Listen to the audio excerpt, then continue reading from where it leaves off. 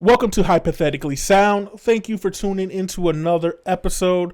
Today we are doing part two of our Ghosts and Paranormal Activity for our October Spooky series. If you've listened to the previous one, you know that Alek, Xavier, and I talked about ghost experiences we had in the past, and then we found out that our grandma's house linked a lot of our experiences.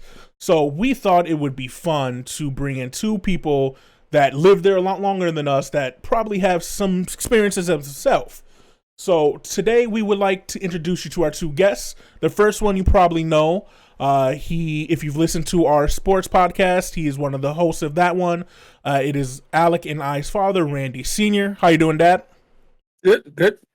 And then the second one, this is the first time that you're going to hear his voice. It's going to sound very familiar if you've listened to our first couple podcasts. But it is Xavier's father and Kevin's father, Kevin Sr. How you doing? Doing good, doing good. So first off, thank you guys for joining the podcast. Uh, he said if you didn't listen to our previous ones, we each talked about experiences we've had with ghosts. Xavier was ghost hunting. Alek just his experiences as kids, and then I brought up Grandma's house, Herbie, and the evil ghost that lives up in the attic, and just one of the experiences that I had there. And then Xavier remembered stuff and went on from there. And like I said, you guys have lived there a lot longer than we stayed in that house. Did you guys have any type of experience with Herbie or any other ghost in that house? Well, Okay, there was always issues going on in that house.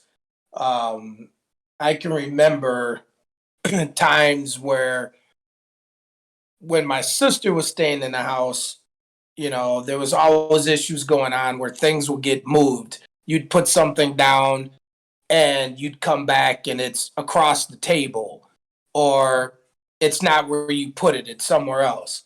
An interesting situation. My mother came up with the name of Herbie. I don't know why Herbie was the name she chose, but when we were kids, everything was pretty simple, pretty light. We had a chair that sat in the corner. It was a leather rock, not a rocker, but a recliner.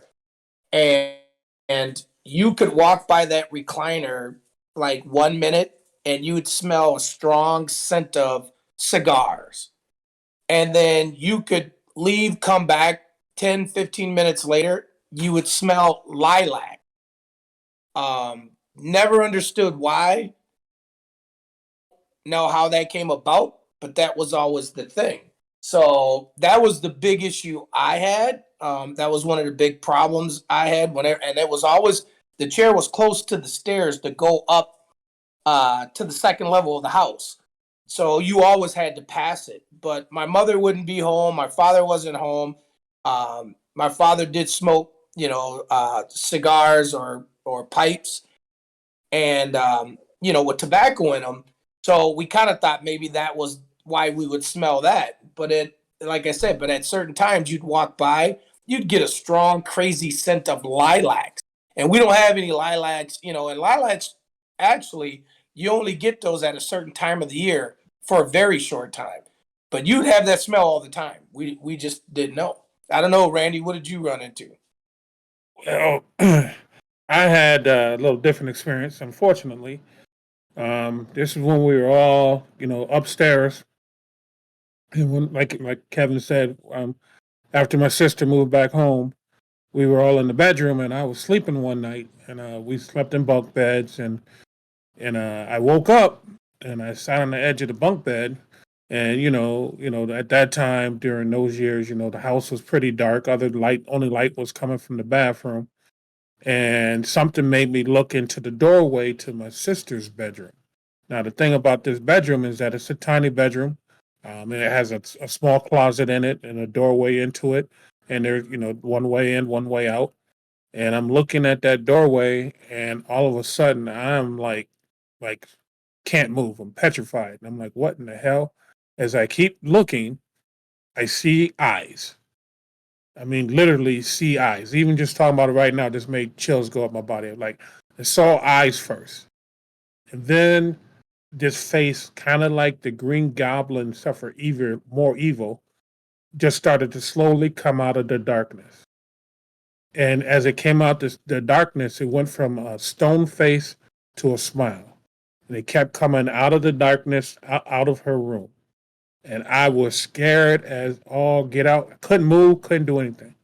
Didn't know how long I sat there and watched it. I just remember it coming out, all stone face. And by the end, it was just this evil smile, just Green Goblin looking, just most evil thing.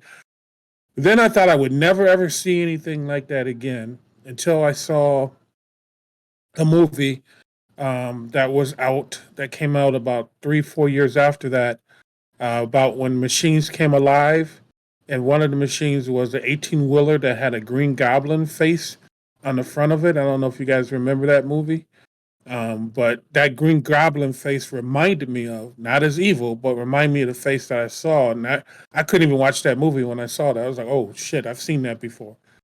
So my experience was a little different because mine was almost like I was looking into the face of the devil for a minute there. That was just a crazy, crazy time. All I remember is my mom having to come into the bedroom to get us up, wondering why I was sitting on the edge of the bed. What's interesting about that, Alek, I don't know if you caught it. Yeah, I did. So there's two things that happened in our first podcast. The first one is I described, or Xavier brought up his only memory from that house involving ghosts. And you both said the exact same thing. He was in Robin's room. I don't remember. It was the first bedroom up the stairs to the right. And he described the room. He remembers the room perfectly. And he says he remembers waking up and looking out into the room and seeing eyes. And the fact that came at him as well. And it came at him as well. And the fact that was the first thing you described seeing as a kid. And do you remember what bedroom were you in? Were you in the middle one, or no? You had to be in the far one, right? I was in the far one, and I was looking into what became Robin's bedroom. Yeah. So same bedroom. Mm-hmm. And so he described the eyes perfectly, and then I described what you described later on to Xavier. Like, only difference was you described it as Goblin, and then you brought up the 18-wheeler. I used the Twisted Metal video game to describe the look because they're very similar. Yep. And so that was just like that. I think that sums up what we were getting to. The first one, if anybody thought we were faking it, lying, we had not discussed our podcast with you. And I'm real stuff. You didn't listen to it, right? No. Yeah. And I haven't listened to any of it. Like you said, it's my first time jumping on. But what's interesting about that is, so that room that my sister had, the far room, when she finally moved out, I took that room. So our house used to have keys to lock all the doors. It was an older house. It had to be 1920s or better. And it had skeleton key locks on all the doors. I can remember, there's multiple things. I can remember we went out, the whole family went out for ice cream. My dad would take us out once a week, and we'd go out to be able to go get pizza or have ice cream or do whatever, just have a family night out. We came in the house after the whole family was gone. We came in the house, and we needed to go up. My father said, go up and put something in the attic. We went up to put something in the attic. The door wouldn't open. So we're like, wait a minute. We're shoving on the door wouldn't open. My dad goes, what do you mean it wouldn't open? So we tried a skeleton key. It unlocks, but the door would not open. So then my dad says, everybody get out the house. So they call the cops. Cops come, check the house. They're standing outside. There's only one way in and one way out. You could go out the balcony door or come out the stairwell where we're standing. So the police went in. It took 3 or 4 police officers to push the door open. And when they pushed it open, when you open the door, there was a little alcove to your right. And it's a little tucked behind stairwell kind of spot. There was a huge box back there that had to weigh a couple 100 pounds at least. It was full of toys and trucks and junk, all kinds of crap in this ginormous box. That box was somehow pushed in front of the door. We don't know how or who moved that box, but that box was in front of that door. So the police pushed it enough to where they could reach in and see that there was a box in front of the door. We still to this day don't know how that happened. Worst part about it is when I took my sister's room, I decided to lock the closet door. I don't know why. I took all my belongings out of it and I locked the closet door. When I locked that closet door, nothing strange was happening since then. My grandmother came over. Don't remember what holiday, Randy. I don't know if you can remember when we had the cookout and we were all outside and grandma got tired and she wanted to go up and lay down. She went up to lay down in my room. Apparently, somebody unlocked. I don't remember if my sister, one of my other sisters or siblings or my mom, my dad, someone unlocked the closet door. My grandmother was up there sleeping. Everyone was outside in the back because that room faces the back of the house. And we hear this curdling scream. Everyone runs into the house. Here's my grandma laying on the floor, screaming at us, saying which one of us yanked her out of the bed. And we're like, Grandma, nobody's been in the house. And she swore up and down, one of us yanked her out of the bed. And like my parents said, why would any of us come upstairs and pull you out of your bed? She swore to the day she died, someone yanked her out of that bed. And then that's when I looked over at the closet, opened the door, and realized the door is open. And I know I locked it, but the door was unlocked. So I do know for a fact that when Kevy stayed there, I remember him always saying that was the only room he would sleep in because that for a while that room had a Bible on the door, right on the outside of the door. And it was the only room he would sleep in because every time that he slept in any other room or was like anywhere at the house at night by himself, he felt like something was watching him from that area. But when he slept in the room, he didn't get that feeling anymore. Like the Bible like just stopped, like put up a wall essentially. So what's crazy about the two stories you just told is they happened again. One of the times that me, Jamal, and Kevin were going to go into the attic, we didn't do it very often. We went up there for weird reasons sometimes. We couldn't open the door. And, like, at some point, all the keys got locked, so none of them were ever locked again. But, like, we pushed the door, and it would open a little bit, and it turns out there was a box in front of the door. A big old box that was in the enclave in front of the door. That happened a few times. We would always just blame it on Herbie trying to keep us from going in there or keep something out. And then Jamal took over your room eventually. And I remember going into his room, because we would just hang out in random rooms, and the door was locked. The closet door was locked. And I asked him one day, I was like, dude, why you lock your closet door? That's weird. Like, how do you get your clothes? He's like, I just don't open the door. I don't keep my clothes in the closet. It's just not something I do. And then I remember, like, it was like a year period where it was just Herbie messing with things. And then, like, one day the door somehow got unlocked. And then that's when weird things started happening again, where people were seeing things, or, like, I told a story in the last one, me and Kevin were sitting downstairs where we had that, like, pull-out bed couch thing. And a picture of you and Dad came flying out of Alan's room and fell in front of us and broke. Like, and this was after a period of where, like, it was just like, oh, Herbie, turn the music down. Herbie, turn the lights on, or whatever he was doing for the time. Right.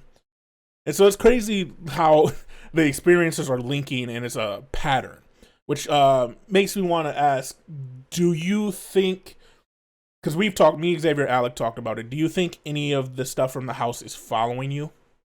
Yes. Yeah, let me tie in a couple of things here. First of all, yeah, I believe it's following and has followed. And it actually started at a house before the one we're talking about, before the grandma's house on Fremont, we lived on Sheridan, and that's where we had ghosts that were up in the attic, and you could hear chains rattling. I know Kevin remembers this. In the attic, you would think somebody was up there. My dad went up in the attic, I don't know how many times, with a loaded pistol, getting ready to shoot somebody because we thought somebody was up there in our attic, and there was nothing in the attic.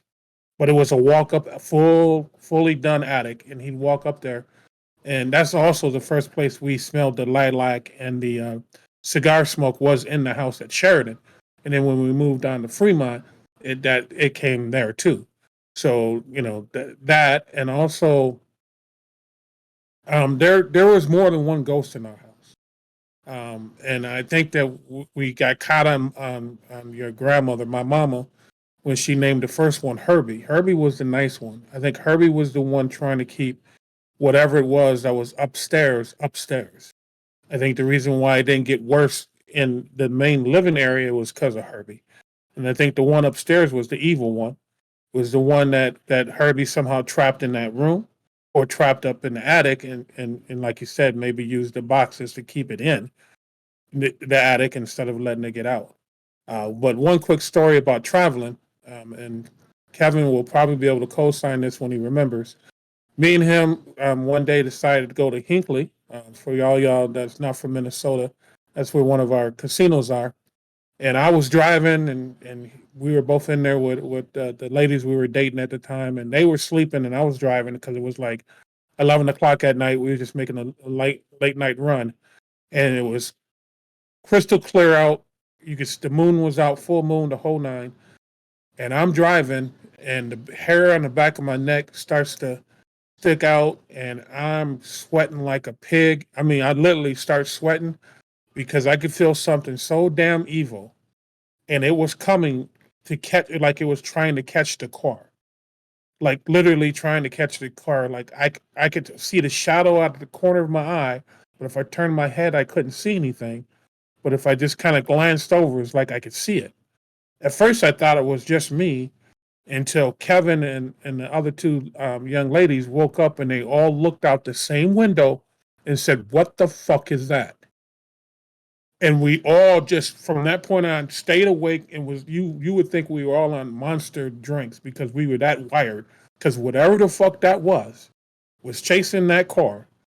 And the only reason that stopped it was Kevin and them woke up because it was getting closer and closer and closer. You remember that, Kev? Mm-hmm. I was Yeah, gonna it say, was. I've actually. Oh, I'm sorry. I was gonna say I've heard Mom tell that story to us before as well. So Yeah, that was a creepy feeling. I mean, when you ask, do I feel it's following? I don't. I've only had one kind of strange interaction with. Well, a couple. Well, take that back. Not one. I've had probably two really really tough situations, and people have been through these before. So I don't know if you've ever been laying in your bed, um, either on your back or on your stomach, and I don't know if it's a dream or what it is, but all of a sudden you can't move. sleep paralysis. You like you can't speak. But you can't move. You can't get up. You can't move. I've had only one of those since then, and now at the age I'm at now, I've only had one since then, and I had one really, really, really creepy moment where I rolled over in the bed, and if it wasn't, I don't know if it was the devil himself or some sort of demon. And now that you guys are mentioning that kind of um, uh, the picture you guys were describing of the evil thing. entity. Yeah. I don't know if it was that or what it was, but I turned over. I was on the edge of the bed when I flipped over on my side, and it was right there in my face. It was so close to me. I could feel the warmth of its breath on my face. Scared the living crap out of me. I don't think I've ever been that scared in my life. But it was right there with this evil grin staring right in my face. Like it could have touched me. Like, I mean, we were nose to nose. That's why I could feel when I hopped up in the bed, I was sweating. And I didn't know what it was. But that was only once that happened. So do you think? I don't know. I don't know if it follows us or not. Can you? Oh, sorry, Alek, 1 second. I just wanna before we move on real quick. Do you remember anything from your sleep paralysis episode? I can remember that. So what I remember of it, I was laying in the bed, and I literally heard something running, like someone was running, like through the house. So I heard the footsteps, boom, boom, boom, boom, boom, running. And then next thing you know, pressure on top of me. There was nothing else. I couldn't see anything else. I couldn't figure out what it was. But when it happened to me, I was on my back. So whatever it was would not allow me to turn around. I couldn't move. I was just sealed to the bed. And then I literally was, so like I said, dream or not a dream, I don't know how you look at those things, but I was literally pushing myself up from the bed to get whatever was on me off of me. And I couldn't do it. And next thing you know, it broke. Whatever it was, let go, whatever. And I sat up and I was like, again, what in the hell is going on? So and I was the only one in the house. So I asked you this because, again, you've not listened to our podcast previously. In the last episode, I described the exact same thing. Once in my life, only time in my life, by myself in my apartment, my freshman year at La Crosse, I had a sleep paralysis episode just like that where I heard something and it woke me up, but I couldn't talk, I couldn't move, something was pushing down on me. And yes, it was sleep paralysis, but like it's weird and it's funny and it's scary that like none of it, we talked about nothing before filming this episode, and for so many things to link up and be shared experiences is wild. Like the fact that you brought up the sleep paralysis without me bringing it up and had the exact same episode is crazy. To bring up stories or experiences that we talked about and then it being the same and being corroborated is wild.